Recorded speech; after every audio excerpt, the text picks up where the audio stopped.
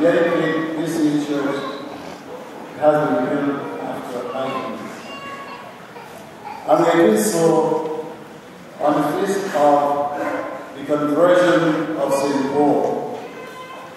And in a way, this feast, the conversion of St. Paul, reminds us of what the church ought to be like, or ought to be. Converts, men and women, giving their lives over to Christ. There's a saying, I guess some of you have heard it before, that every sage has a past, and every sinner has a future. And this is true in the case of Paul. And for all of us, we all have a past. But we hope, we look forward to the future. A couple years ago, I was listening to a radio program. And this pastor was saying that as a young boy, he had 5 goals in life. The first goal was to have plenty of money. The second goal was to have plenty of women. The third goal was to have a gun. The fourth goal was to kill, was to murder. And his fifth goal was to go to prison. And he achieved every single goal. That's not the end of the story. Was in prison, you have these churches that will visit prison and minister to them. And there he was converted to Christ. Not only was he converted to Christ, made a radical transformation in his life and turnaround, but he became a pastor of a church.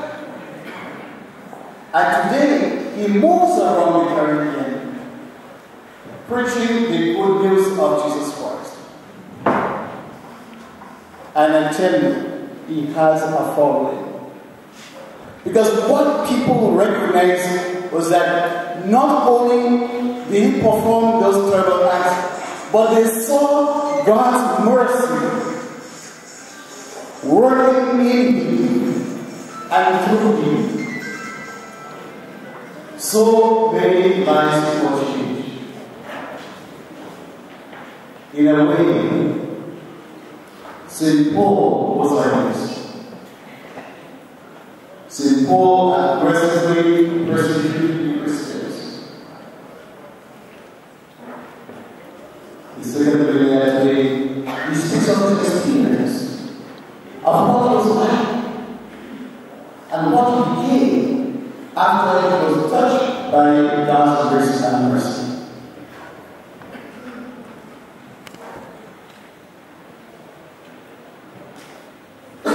So this is of the conversion of St. Paul is very instructive to all of us as we gather to celebrate the dedication of this church. Because in dedicating this church, we are not only asking the Lord to bless this building, which has been set aside for sacred purpose, but also we, as the body of the church, the real church, we are dedicating and rededicating our lives. And to do so, we must hold before ourselves the figure of St. Paul.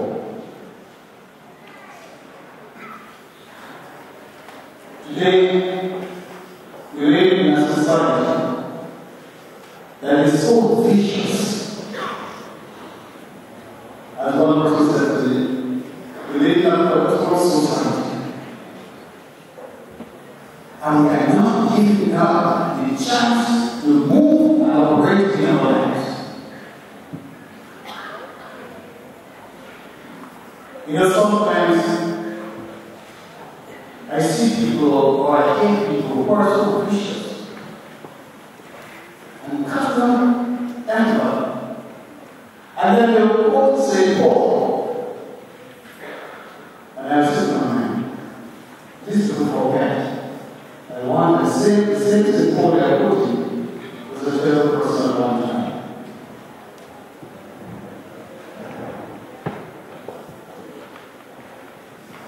We as a people of God, we can take on simple what we are called to do.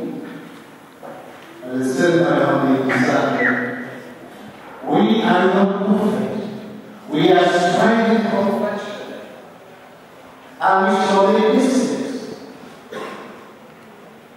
But we must learn how to trust in the mercy of God. And let God reform our lives.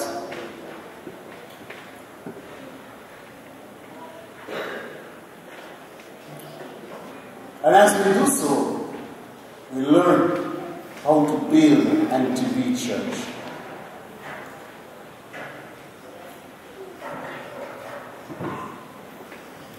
And that's the other challenge. Because after St. Paul was converted, he worked tirelessly to build the church of God and encourage his listeners to join him in building the church of God.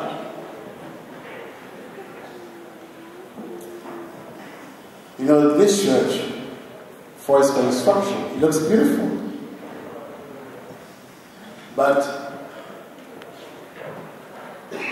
the construction of this building employed different skilled persons.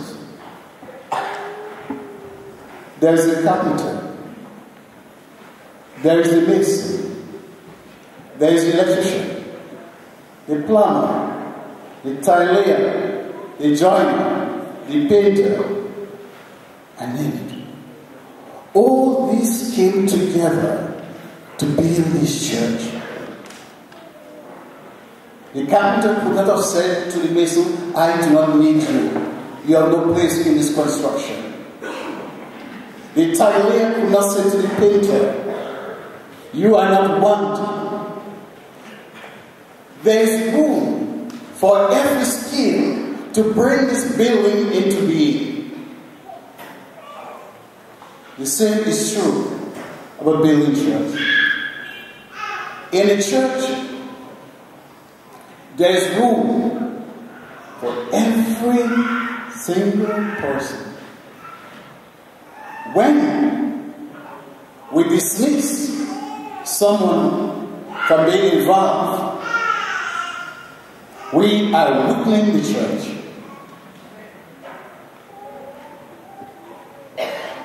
There is something somebody can contribute. When I was in the parish, before becoming a bishop, there's one old lady. Never recognized in all my years. I've never heard anybody say anything good or praise her for what she's doing. But she came early, and she always opened every window and stayed back to close windows. I've never heard yes until one day I recognized her. What is to close the window? Doesn't mean it's not insignificant. But to be in the limelight, that counts.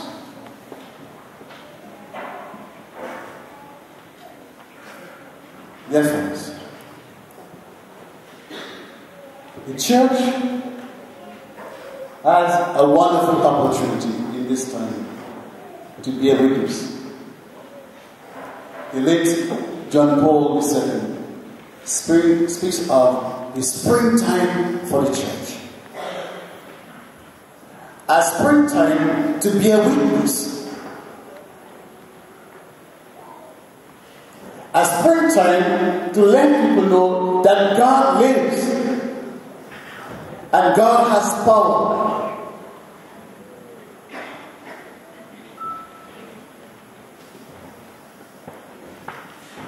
This present Pope is also in the same vein. He recently instituted a new dicastery or a council called the Pontifical Council for the New Evangelization. So much is he bent on evangelization that the church exists to evangelize. You see, some people believe that church is about coming to Mass every Sunday, go to church every Sunday, and that's it. I go to Sunday. But no, the church is missionary by nature. The gospel tells us today, go out to the whole world, proclaim the good news.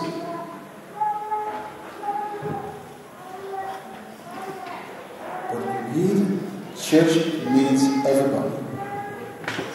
Each person decided this evening has a Jesus story to tell, a God story to tell. If we stop back and go back into our lives, we can find a God story or Jesus' story. And that is a story you must share with somebody.